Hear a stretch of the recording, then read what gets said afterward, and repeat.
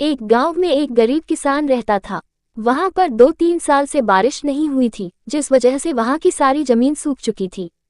किसान बहुत दुखी था, क्योंकि वो अपने जमीन के ऊपर कोई फसल नहीं उगा पा रहा था। सर्दी का मौसम था। आज किसान पेड़ के नीचे आराम कर रहा था। तभी उसे वहां एक सांप नजर आया। वह सांप अपना फन फैलाए हुए बैठा हुआ था। किसान के मन में एक बात आई, ये सांप काफी सालों से यहाँ रहता है, इसे भी इस अकाल के समय में मेरी तरह खाना ढूंढने में परेशानी होगी। फिर गरीब किसान ने मन ही मन ये तय किया कि वो हर रोज सांप को एक कटोरी दूध पिलाएगा। अगले ही दिन किसान एक कटोरी में दूध ले आया और सांप के बिल के पास रखकर कहने लगा, हे नागराज, आपको मेरा प्रणाम। मैंने कभी ध्यान नहीं दिया कि आप भी यही रहते हैं। सूखे की वजह से मैं तो परेशान हूँ और मुझे लगता है आपको भी परेशानी हो रही होगी, इसलिए अब से मैं रोज आपको एक कटोरी दूध पिलाया करूँगा। ये बोलकर किसान ने वो कटोरी वहीं छोड़ दी और वहां से चला। अगले दिन सुबह जब वो कटोरी लेने वापस आया तो उसने देखा कि कटोरी में कुछ चमक रहा है। किसान ने कटोरी को उठाकर देखा तो उसके अंदर एक सोने का सिक्का था। फिर किसान हर रोज सांप को एक कटोरी दूध पिलाता और अगले दिन सुबह हर रोज उसे एक सोने का सिक्का मिलता। एक दिन किसान को किसी काम से शहर जाना था और उसने अपने बेटे को ये जिम्मेदारी सौंपी।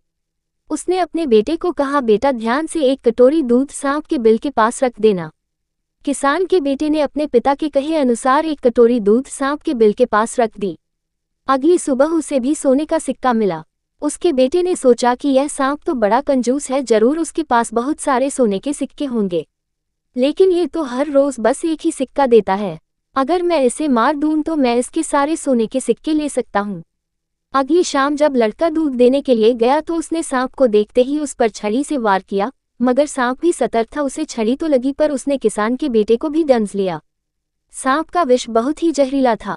देखते ही देखते किसान के बेटे की मौत हो गई और जख्मी सांप अपने बिल में वापस चला गया।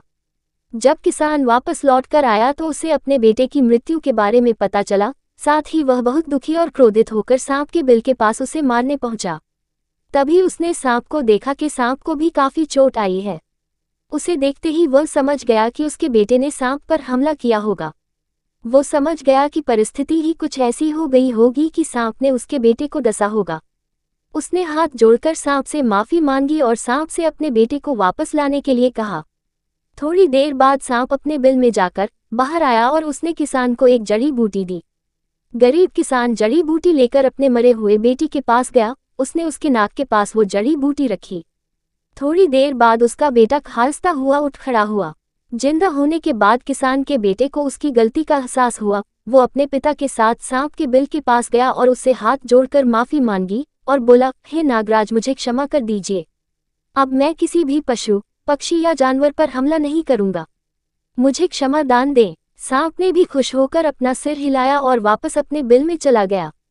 इस कहानी से हमें 2 सीख मिलती है। पहली ये कि लालच करना बुरी बात और दूसरी सीख ये है कि हमें निर्दोष जीवों पे हमला नहीं करना चाहिए। हमें उन्हें बिल्कुल भी परेशान नहीं करना चाहिए। हमें उम्मीद है आपको ये कहानी जरूर पसंद आई होगी। ऐसी ही कहानी सुनने के लिए जुड़े रहे हमसे। हम जल्द ही मिलते हैं एक और नई कहानी के साथ। तब तक के लिए धन्यवाद। किसी जंगल में एक कौवा रहता था। वो बहुत ही खुश था, क्योंकि उसकी ज्यादा इच्छाएं नहीं थी। वह अपनी जिंदगी से संतुष्ट था। लेकिन एक बार उसने जंगल में किसी हंस को देख लिया और उसे देखते ही सोचने लगा कि ये प्राणी कितना सुंदर है। ऐसा प्राणी तो मैंने पहले कभी नहीं देखा, इतना साफ और सफेद। ये तो इस जंगल में औरों से बहुत सफेद और सुंदर है, इसलिए ये तो बहुत खुश रहता होगा। अब कौवे ने सोचा कि हंस तो तोते को सबसे सुंदर बता रहा है, तो फिर उसे देखना होगा। कौवा तोते के पास गया और पूछा, भाई तुम दो रंग पाकर बड़े खुश होगे। इस पर तोते ने कहा, हाँ, मैं तब तक खुश था जब तक मैंने मोर को नहीं देखा था। मेरे पास तो 2 ही रंग हैं, लेकिन मोर के शरीर पर तो कई तरह के रंग हैं। अब कौवे ने सोचा, सबसे ज्यादा खुश कौन है, ये तो मैं पता करके ही रहूंगा। इसलिए अब मोर से मिलना ही पड़ेगा। कौवे ने मोर को जंगल में ढूंढा, लेकिन उसे पूरे जंगल में एक भी मोर नहीं मिला और मोर को ढूंढते ढूंढते वह चिड़ियाघर में पहुंच गया तो देखा मोर को देखने बहुत से लोग आए हुए हैं और उसके आसपास अच्छी खासी भीड़ है। सब लोगों के जाने के बाद कौवे ने मोर से पूछा, भाई तुम दुनिया के सबसे सुंदर जीव हो और रंग बिरंगे हो, तुम्हारे साथ लोग फोटो खींचवा रहे थे। तुम्हें तो बहुत अच्छा लगता होगा और तुम तो दुनिया के सबसे खुश जीव होगे। इस पर मोर ने दुखी होते हुए कहा, भाई अगर सुंदर हूं तो भी क्या फर्क पड़ता है। मुझे लोग इस चिड़ियाघर में कैद करके रखते हैं, लेकिन तुम्हें तो कोई चिड़ियाघर में कैद करके नहीं रखता और तुम जहां चाहो अपनी मर्जी से घूम फिर सकते हो। इसलिए दुनिया के सबसे संतुष्ट और खुश जीव तो तुम्हें होना चाहिए, क्योंकि तुम आजाद रहते हो। कौवा हैरान रह गया, क्योंकि उसके जीवन की अहमियत कोई दूसरा बता गया। दोस्तों, ऐसा ही हम लोग भी करते हैं। हम अपनी खुशियों और गुणों की तुलना दूसरों से करते हैं, ऐसे लोगों से जिनका रहन सहन का माहौल हमसे बिल्कुल अलग होता है। हमारी जिंदगी में बहुत सारी ऐसी चीजें होती हैं जो केवल हमारे पास हैं, लेकिन हम उसकी अहमियत समझकर खुश नहीं होते। लेकिन दूसरों की छोटी खुशी भी हमें बड़ी लगती है, जबकि हम अपनी बड़ी खुशियों को इग्नोर कर देते हैं। जय श्री राम।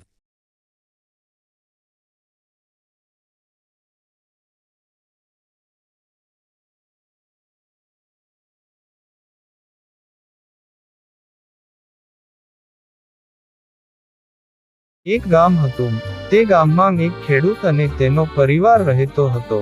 તેને એક દીકરો હતો. તે દીકરો 12માં ધોરણમાં ભણતો હતો. તે ખેડૂતે પોતાના દીકરાને લાડકોડથી ઉછેરીને મોટો કર્યો હતો.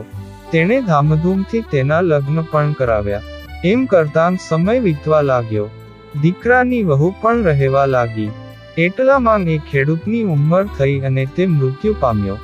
થોડા વર્ષ પછી એ ખેડૂતની પત્ની પણ મૃત્યુ પામી. હવે છોકરો અને વહુ બે જ રહ્યા.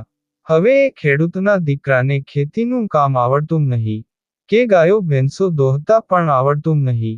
હવે એમને જીવવું કેવી રીતે?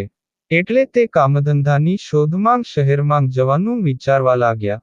તેની પત્નીએ કહ્યું, શહેરમાં તો ખૂબ ગંદકી અને પ્રદૂષણ હશે. પણ હવે શું કરે, બીજો કોઈ રસ્તો પણ ન હતો. કેમ કે ગામડાનું તો કોઈ કામ એમને આવડતું જ નહીં. આમ નક્કી કરી તે લોકો ગામડેથી શહેરમાં રહેવા ગયા. તેમને શહેરમાં જોયું તો રહેવા માટે ઘર ખૂબ જ મોંઘા ભાડેથી મળતા. એવા ભાડા ભરવાનું તેમને પોસાય નહીં.